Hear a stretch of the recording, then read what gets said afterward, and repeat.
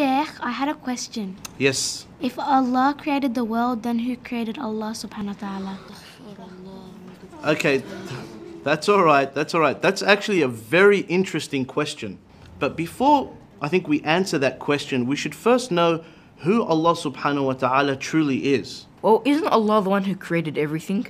And wasn't He here before everything else? That's right, Bilal. Allah is al-awwal, the first. That means there was nothing before Him.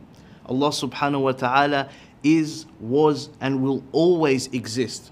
So the question, who created Allah, doesn't make any sense, because the word Allah means the one who is uncreated. Sheikh, can you explain that a bit more? Okay, Muhammad, can you come to the front, please? So, Muhammad, can you draw for us a square that's also a circle? That doesn't make any sense. It's either a square or a circle.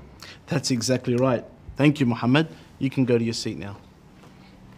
So, asking the question, who created Allah, is like asking somebody to draw you a squared circle. It just doesn't make any sense. I get it now, Sheikh. There's a problem with the question. That's exactly right. The question doesn't make any sense. But that's not all. If we say Allah subhanahu wa ta'ala was created, then we would have to ask, who created Him? And then we would say, well then who created Him? And that would go on and on and on forever.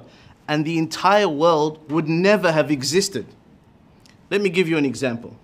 Aisha, if you wanted to sleep over at your cousin's house, would you have to ask your parents for permission? I'd ask my mum. That's exactly right. Now, what if your mum had to ask your father for permission? And then your father had to ask his father for permission. And that goes on and on and on and on.